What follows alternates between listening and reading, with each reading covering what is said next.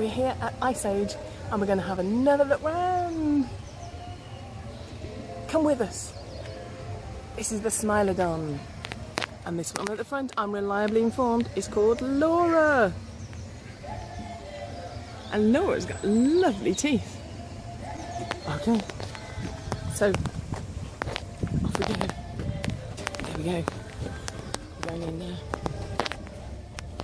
And it's a lovely walkthrough. Oh, and there's informational boards all the way through.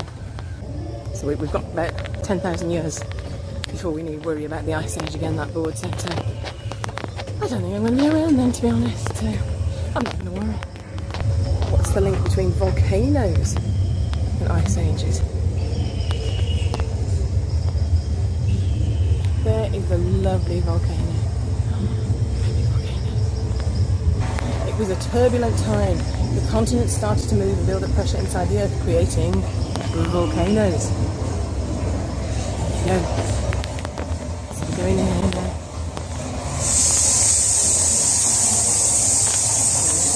The great big vent to the ground. You can see some molten lava there. Don't be scared, Jen. It's like rumbling, isn't it? I know. Oh. We're through. We're through. We're safely through the volcano and we're into the Oligocene period. Now that to me, it's a bit like a period of very rich Greek tyrants, oligarchs? Maybe not. So here,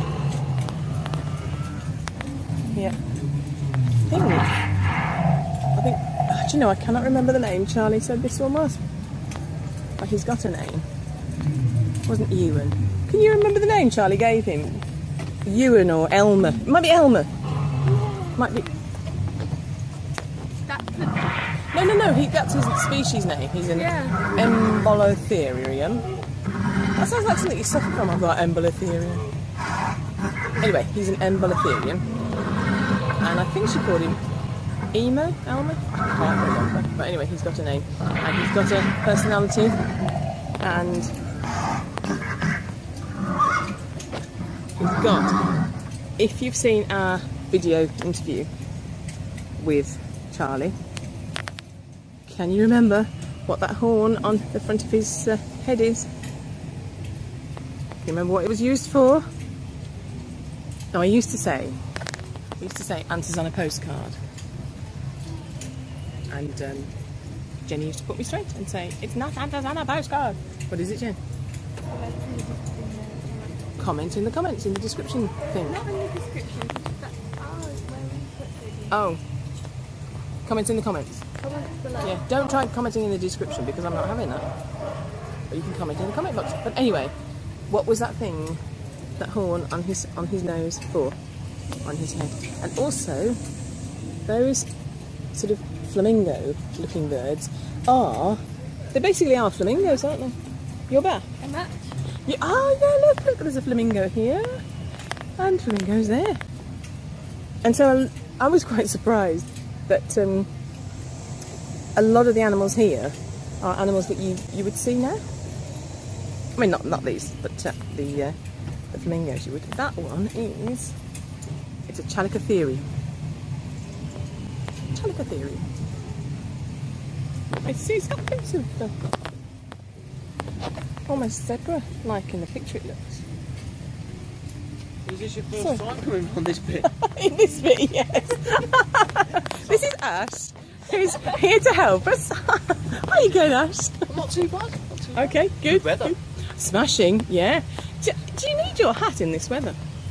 No. No. I really don't. It's a fashion statement then. Possibly. It's one of the things I've always worn an hat. What kind of fashion statement does that hat make? It's got my feather on since I got. Oh, that's okay. Yeah. I like it now. I like it. You've made it your own. Yes. Yeah, I like it. That's good. So how are you finding the Ice Age?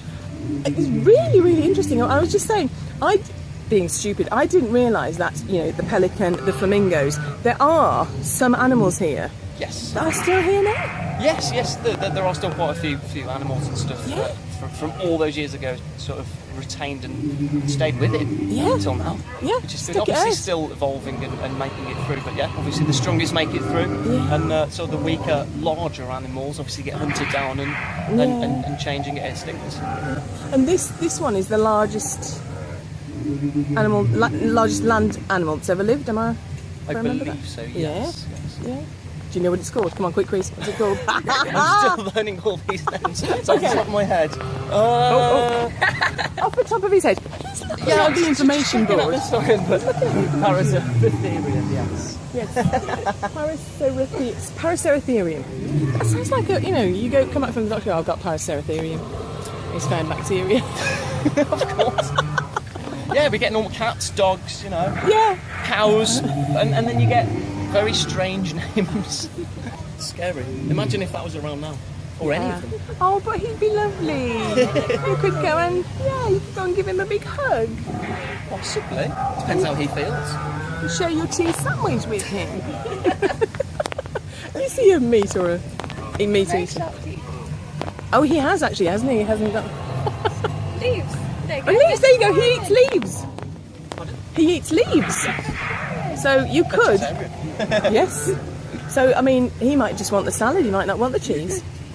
Possibly, Yeah. Possibly. I think so. That suits me because I can have the cheese and he can have the salad. I like cheese. I like cheese.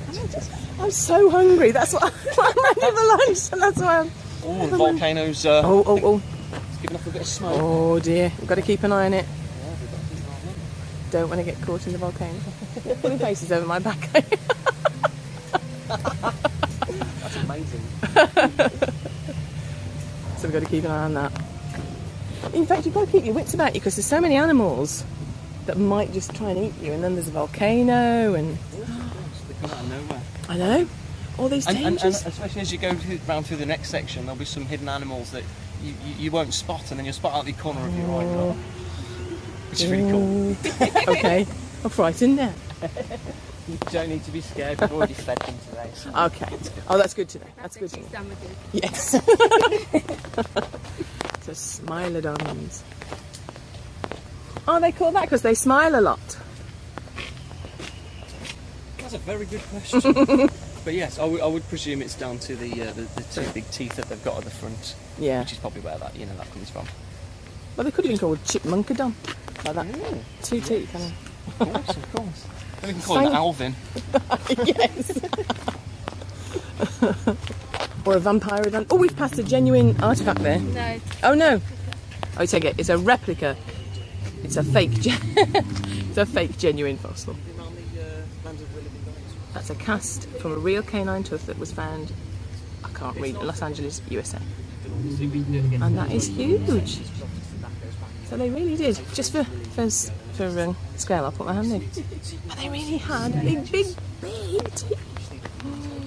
One of the things this exhibit really does well is it gives you the sense of the size, because you can hear how big, you can read the measurements of animals and you can see the facts and figures, but to actually stand there and look up and think, oh my goodness, this animal really was huge, it really does give you a good sense of how big these animals were. Here we've got our... I'm going to be taking a picture and then they're going to move and I'm going to freak out. This one was our forest... Oh gosh. Forest racus, I think. Forest racus. One of the things this really does as well is it shows you the colours.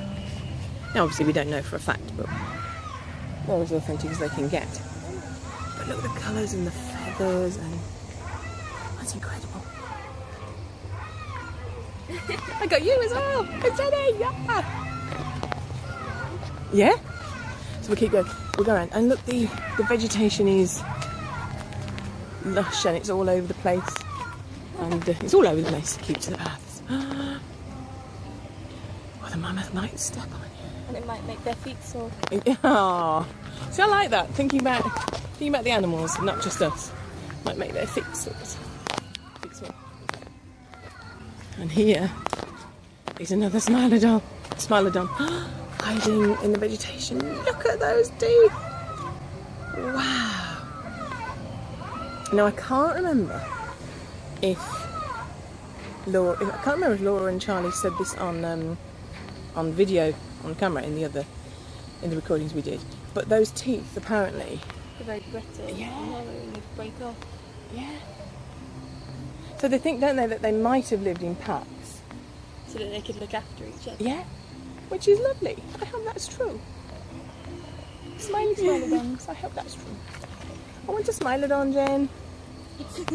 But I think my favourite animal, I'd have never heard of it or not aware of hearing about it before this morning, but this Megatherium. Megatherium. Sloth, is it? I don't think it is a giant sloth. She said it was related to the sloth, but it's just beautiful. Don't touch them, they're not good. Oh, don't touch them. But and Like I love this drawing. I think again this is my favourite drawing of one of the animals as we've gone round. And there's a touch of Disney about that. I really like that. And we actually met the man that did the drawing. So, and apparently he works really, really quickly, and he drew all these in, I think it was under a month, wasn't it? So they're really, really beautiful. The interps, they kept calling them, didn't they? The interps. There's some lingo for you. This is a genuine fossil. Let me get close up so I can see it. It's a genuine fossil. That's a Megatherium tooth. Oh, giant ground sloth. Yeah, giant ground sloth tooth. Oh, so that's one of his or her teeth. And they're lovely. There's another shot of the Megatherium. Just. I love that. I want a Megatherium. I'm not sure what the dogs would make of a Megatherium, but I'd like a Megatherium.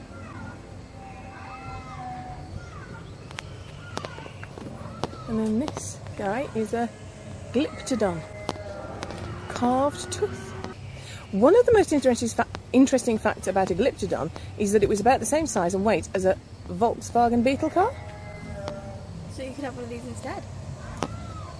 Well, yes, I don't know. Sit on their back. I don't know quite where the glove compartment would be. They can hold things in their mouth for you. Okay. Oh, the jaguars now. There's a jaguar there, and there's a jaguar down there. Just be really quiet. And there's one down there as well. There it is. So you have to really keep your wits about you and be quite quiet at times, so the jaguars don't get.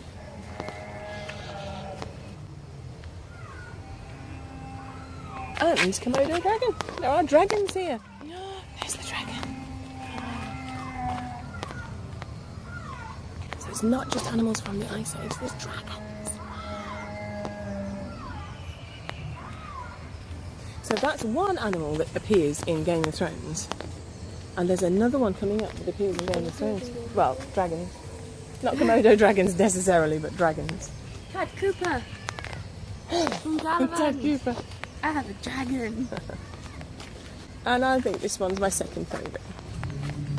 The Platybelodon. Platybelodon. Not the Fatybelodon, the Platybelodon. I like him. It's a very, very picturesque exhibit, and like, look, everywhere you look, there's a I'm going to say bird. A bird peeping around the tree there, and there's other animals over there. I'll just do a quick turn, yeah. But it's very, very visually pleasing exhibit. Really nice. Do you like it? Yes. So good. You know in The Last Jedi? Yeah. Those ones that they ride out of the Yeah. casino. And this again, I think this is great for, you know, again showing you the height of them. So I'm looking up at that one, and that the colouring and the feathers. It's just beautiful. And doesn't that look like a little chicken body with a great big fierce head? So this is a cobra, and that is just an adolescent. That's taller than me. That's a good 6 foot, and that's an adolescent. Oh, Look, he's like glistening. oh, he's glowing like a mammoth. It is pretty hot, to be fair. It is. He's nodding in agreement. Like. That one is Elasmotherium, and that was the first unicorn.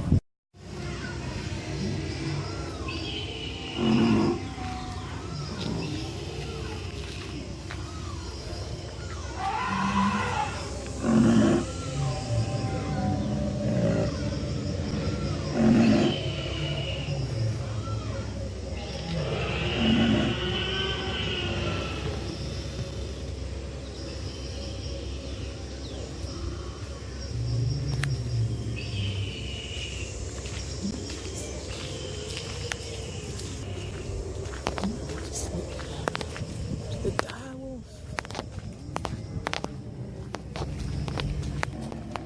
And he is gorgeous.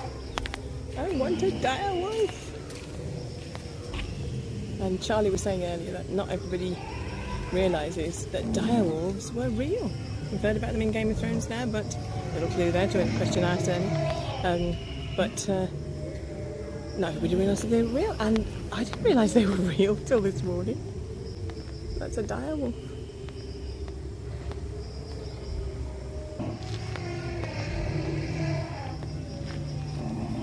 Sorry. It's okay. Sorry, am I? No, it's fine, no. Oh, here's an elephant family tree.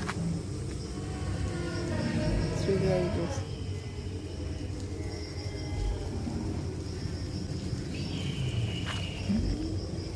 And all these Christmas trees. It's just Christmas trees, but it's all lovely. But they'll have plenty of Christmas trees on Christmas. And here's the mummy and baby mammoth here.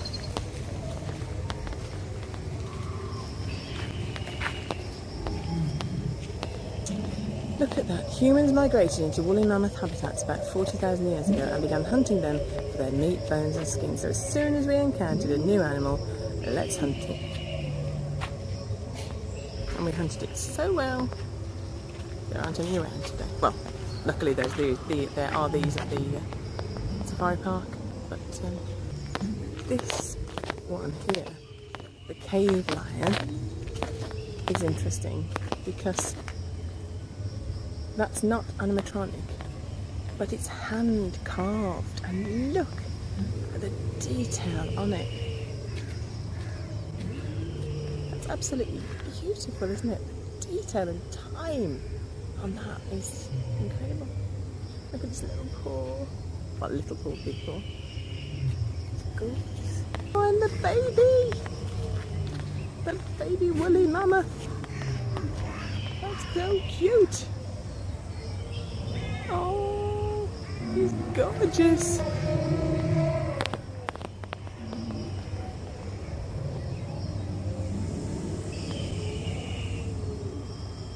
Ooh. Creating a hybrid woolly mammoth elephant. And down here, this is the skull, a model of the skull of a woolly mammoth.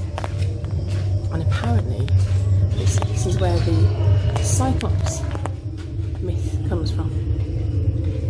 Because they thought there was one big eye in the front there.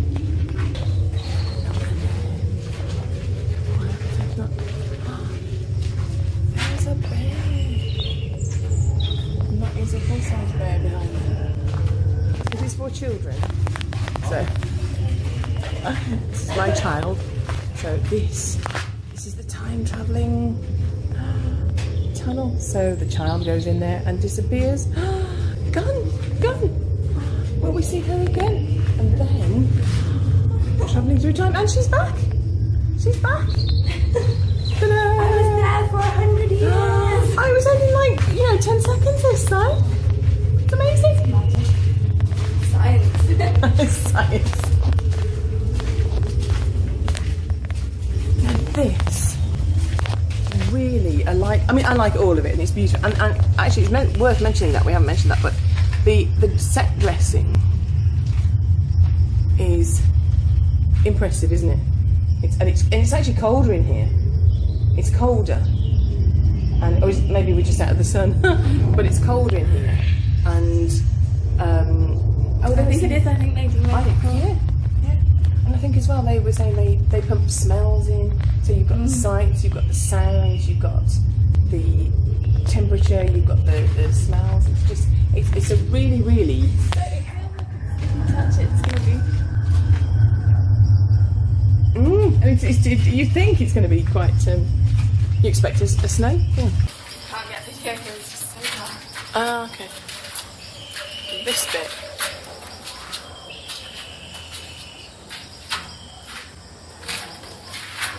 Reminds me of Disney, this bit. There are cave paintings and skins on the wall and skulls on the wall, and it's really, really atmospheric. We're nearly at the end of the Ice Age, and there are some information boards at the end. There's information boards all the way around, aren't there? But there's information boards at the end, and really, I do recommend having a look at them. They're just behind me here.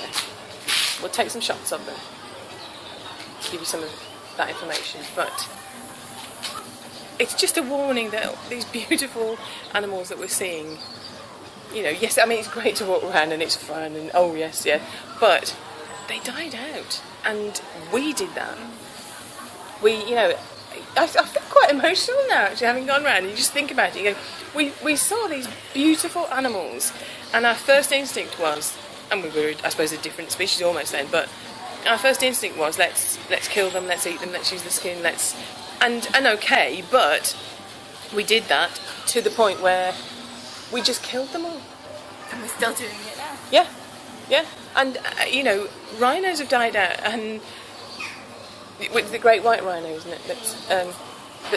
There's a species of rhino that has died out, and it's just happening, and we're letting it happen, and we're just, you know, we're very upset about it, but what are we going to do about it so that we don't send species extinct?